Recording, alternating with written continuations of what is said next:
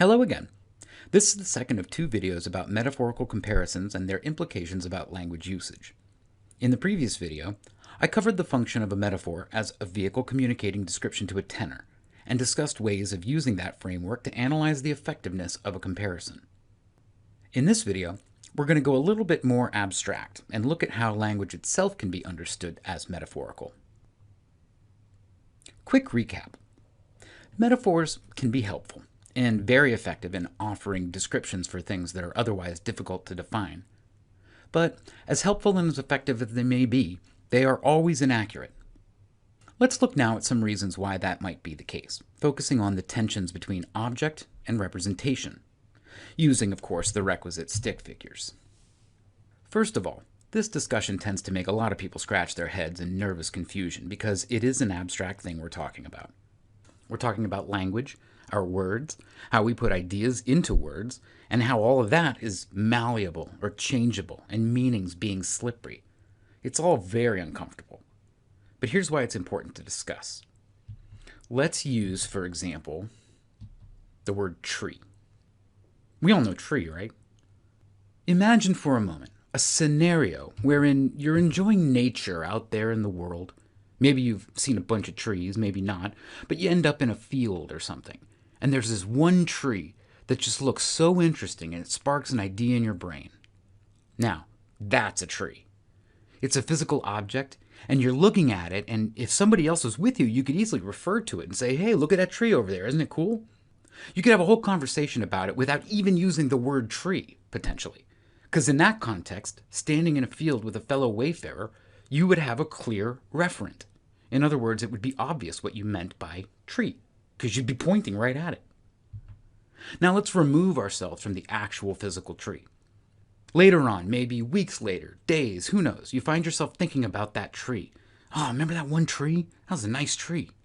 At that point, the thought of the tree, the memory of it that you might wish to share, is no longer going to be the physical thing because you aren't there anymore. So later on, when you want to communicate the existence of that particular tree, whether through writing or speaking or drawing or whatever, even if you took a picture of it, you're tasked with representing it in some way.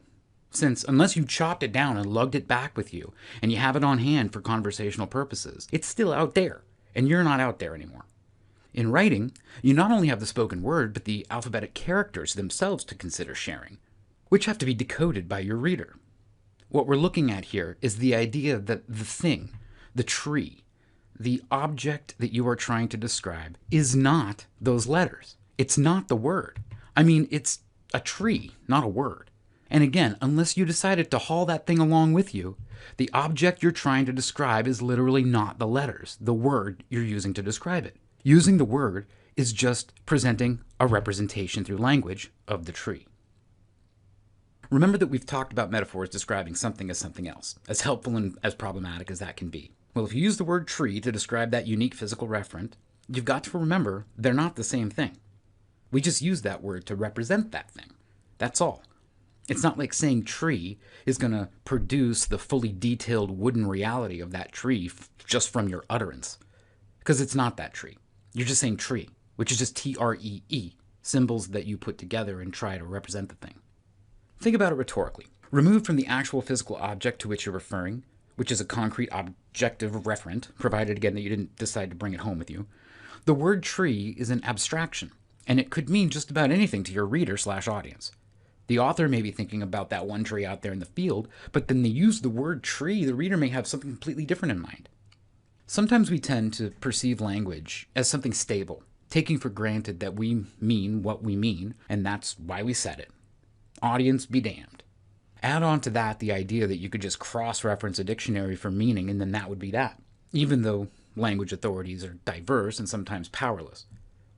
This is one kind of situation in which the perceived stability of language can become an issue with social and political implications. The point here is that the meaning of that word is unstable because it employs language, which tries to put into another form the infinite variety of experience.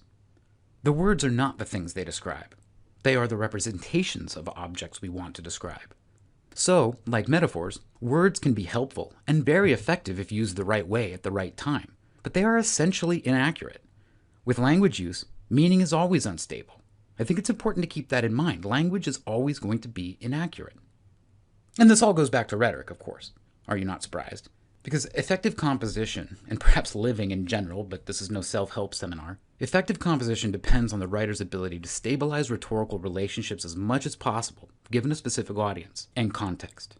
If we want to be effective writers, composers, whatever, we have to do a lot of work in choosing the right words, considering connotations and euphemisms, reaching for representation of our own meaning. And composition can be so hard.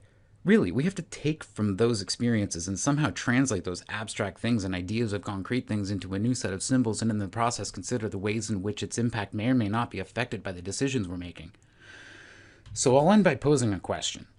If language is naturally so unstable, that is to say, if it's a doomed effort to describe an object with representation, then who is to say, as in who ultimately decides what authority gets to determine what is correct?